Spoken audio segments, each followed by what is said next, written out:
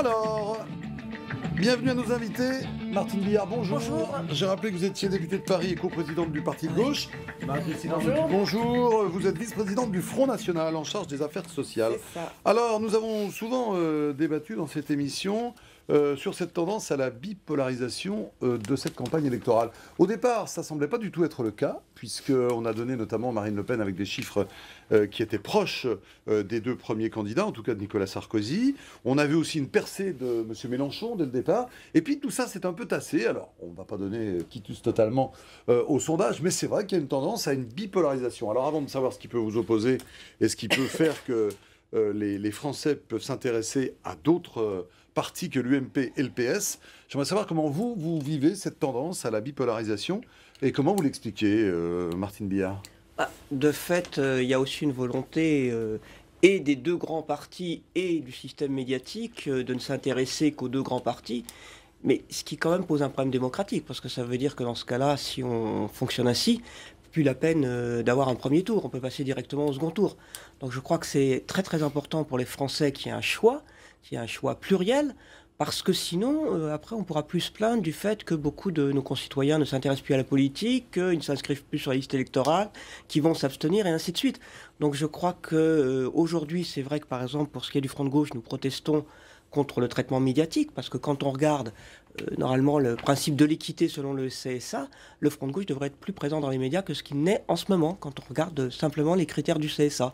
Et donc, on peut dire qu'aujourd'hui, il y a un déficit de démocratie au niveau de cette campagne présidentielle. Est-ce que ça vous rassemble, ce que vient de dire Martine Billard ? Écoutez, le verrouillage voulu des élections, bien sûr qu'il est, il est évident. D'ailleurs, vous savez que je vous loupe jamais, Monsieur Chêne, et que vous avez parlé tout à l'heure d'extrême droite en parlant du Front National. Et donc, nous ne sommes pas d'extrême droite, je le rappelle à chaque fois. Bon, cela étant, je crois que cette bipolarisation, elle n'est pas d'aujourd'hui. Elle remonte déjà à François Mitterrand, souvenez-vous, qui en 1981 avait fait rentrer, assez habilement d'ailleurs, des ministres communistes au gouvernement. Et le Parti communiste s'est retrouvé 4-5 ans après avec un score qui était inférieur aux 5%. Donc voilà, c'est voulu, c'est un peu à l'image des États-Unis d'ailleurs, où je pense qu'aux États-Unis, si on veut se présenter aux élections en étant autre que démocrate ou républicain, on ne le peut pas. Mais au-delà de ça, je crois que, et d'ailleurs on revoit dans cette campagne électorale qu'à nouveau de belles promesses sont engagées, particulièrement par le président des riches, M. Sarkozy, en particulier sur la proportionnelle, voilà, où on est démocrate ou on ne l'est pas. Il n'y a pas de démocratie variable. C'est-à-dire que la première volonté de démocratie, c'est ce que nous proposons, nous en tout cas, c'est d'abord une politique référendaire, ça fait longtemps que nous le proposons, et puis surtout la proportionnelle à toutes les élections. Alors j'ai vu que c'était dans les promesses de Nicolas Sarkozy pour 2017, maintenant, faisons-le tout de suite. Démocratie, populaire, sont des mots que vous aimez entendre de la part du Front National, Martine Billard ? Écoutez, la démocratie populaire vue par le Front National, on peut qu'être inquiet, parce que quand on voit ce qui s'est fait dans les villes que le Front National a gérées, c'était pas vraiment la démocratie, c'est le moins qu'on puisse dire. Mais encore. Sur l'utilisation du référendum, il faut développer, Madame je crois Billard. qu'il faut faire attention. C'est-à-dire que le référendum, oui, pour des grandes décisions qui concernent l'ensemble de notre peuple, par exemple, il y a eu le réféendum sur le TCE. Sauf que le problème, c'est quand le peuple ne vote pas comme l'attendent les dirigeants politiques des deux grands partis, bon, finalement, on passe au-dessus de la décision. Traité européen. Bon, on est passé au-dessus et on a refait voter le Parlement. Donc, quand on entend aujourd'hui Nicolas Sarkozy nous dire qu'il va faire des référendums contre les chômeurs, c'est ça, contre les immigrés, bon, ce qu'on voit, ce sont des référendums pour diviser. Or aujourd'hui, je crois qu'on pourrait faire par exemple des référendums. Les Français sont-ils pour la TVA sociale ou contre la TVA sociale? Les Français sont-ils pour ou contre la sortie du nucléaire? Les Français sont-ils pour ou contre les traités européens qui vont nous être proposés? Donc là, oui, ce sont des thématiques qui engagent la France pour l'avenir. Là, je crois qu'il y aurait besoin de référendums. Mais comme par hasard, c'est pas sur ces thématiques que Nicolas Sarkozy propose les référendums, et c'est pas un hasard. Madame Billard, moi je vous le dis sans animosité, parce que personnellement j'ai absolument rien contre vous. Et en plus, non mais je veux dire, nous sommes des démocrates, donc je respecte parfaitement votre engagement politique. Seulement, je veux dire, à l'image de M. Mélenchon, il ne faut pas être gueulard dans les paroles et docile dans les actes, parce que vous savez très bien, et M. Mélenchon l'a dit à plusieurs reprises, qu'au deuxième tour, vous vous rallierez au PS, donc à M. Hollande. Et vous parlez de référendum, mais il y aurait eu une j'allais dire, une obligation de faire un référendum eu égard à ce qui a été voté à l'Assemblée nationale, c'est-à-dire le MES, parce que le mécanisme européen de stabilité, parce que ça, c'était une vraie raison de référendum. Parce que, vous le savez très bien, Madame Billard, et les députés de gauche se sont tous abstenus, ce qui a été quand même... Le Front de gauche a voté contre, c'est le Front de gauche qui a obtenu mais enfin, comme de toute façon... le fait qu'il y ait un vote solennel, sinon il n'y en aurait pas eu, c'est le Front de gauche qui l'avait pas réclamé. Vous allez rallier le candidat socialiste au deuxième tour. Nous allons assumer nos responsabilités démocratiques en faisant en sorte que Nicolas Sarkozy soit battu. Alors, il y a un deuxième Comme nous tour, avons Marine assumé... Le Pen, François Hollande, vous votez pour qui? Bien évidemment contre Marine Le Pen. Bon, d'accord.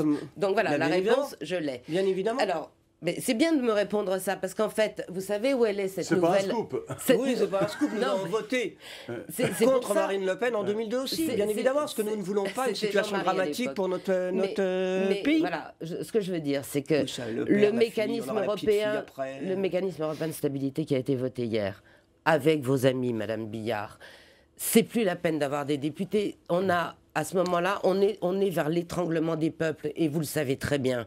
On va entraîner la France exactement dans ce que vit la Grèce. Alors vous, qui êtes les grands défenseurs du social, mais qui en fait, au fond, vous voulez encore plus de cette Europe-là.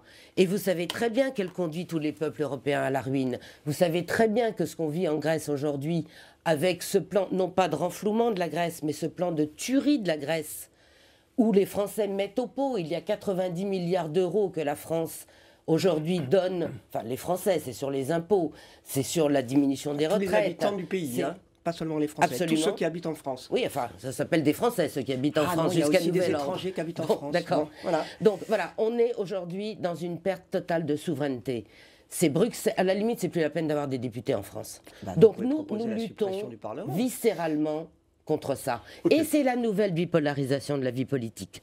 D'un côté, les défenseurs de la nation, la défenseur de la nation, Marine Le Pen, pour que vive la France, et puis tous les autres qui sont d'accord avec toutes les mesures qui sont prises aujourd'hui, qui sont au fond, quoi que vous en disiez, madame, ça vous avez échappé quand même que le parti de gauche est d'accord avec les mesures prises aujourd'hui. Oui, hein, c'est vraiment... Ceux qui sont allés manifester devant l'ambassade de Grèce pour protester, c'est le Front de gauche.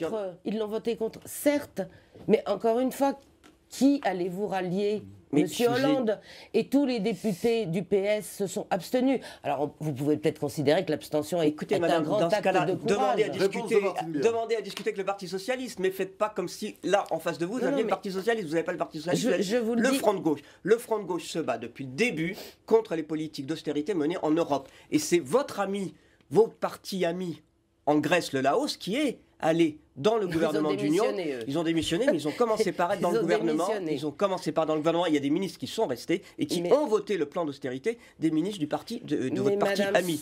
Donc nous sommes cohérents. Nous votons la même chose que soit au Parlement européen, que soit dans les différents pays. Partout, les partis qui appartiennent à la GUE votent la même chose contre les politiques d'austérité en Europe. J'aimerais votre avis, alors que ce débat a de la tenue, sur cette cristallisation qui existe de vos deux partis, peut-être pour exister d'ailleurs, contre cette bipolarisation, avec ces termes quand même. J'aimerais que vous nous donniez votre avis sur les échanges de noms d'oiseaux qu'il y a pu avoir entre les partis que vous représentez, notamment les propos de M. Mélenchon sur Mme Le Pen. Est-ce que vous n'êtes pas obligé, pour attirer les médias, je ne sais pas, puisque vous me parlez tout à l'heure de...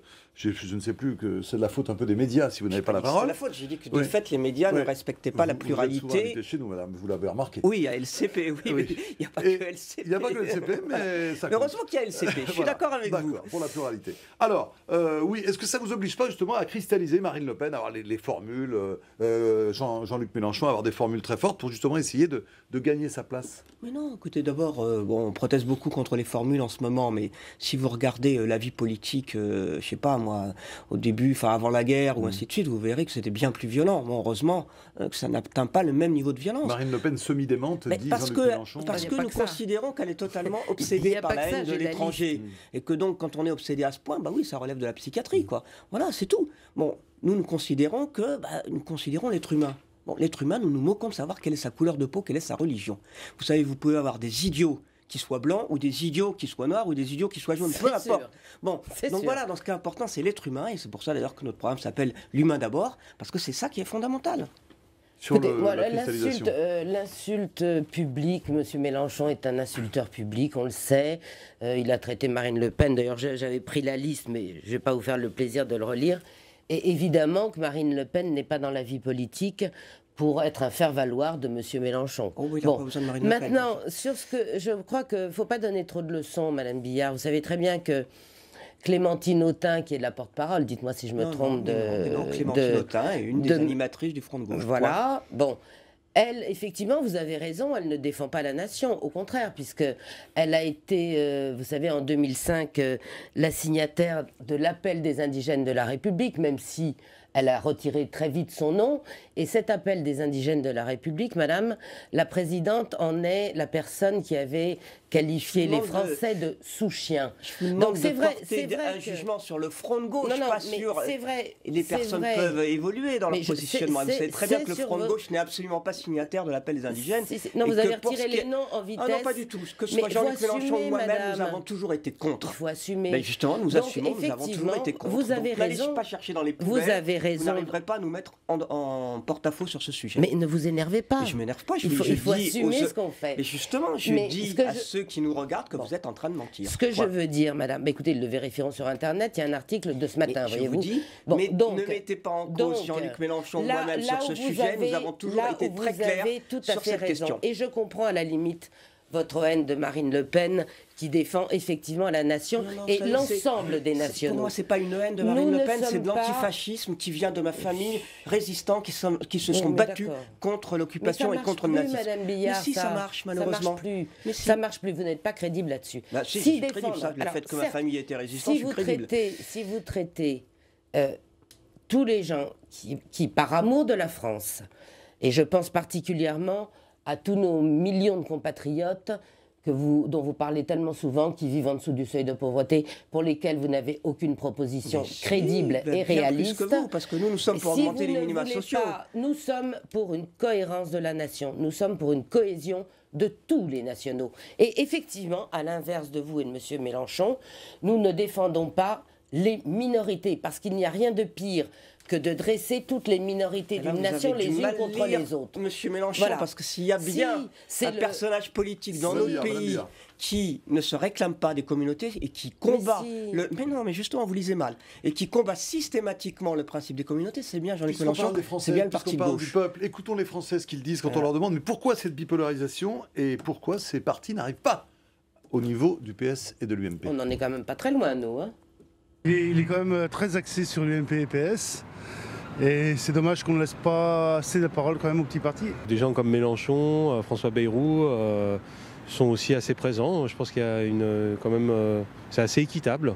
Pour leur donner la parole plus souvent, faire des débats uniquement avec les petits partis. Je pense qu'il y a une volonté probablement commune au Parti Socialiste et à l'UMP à rechercher un duel direct l'un face à l'autre et l'autre face à l'un. Je pense que les médias ont une responsabilité dans la mesure où je trouve qu'ils prennent parti très vite et au lieu de dire simplement, de faire état de ce qui se passe.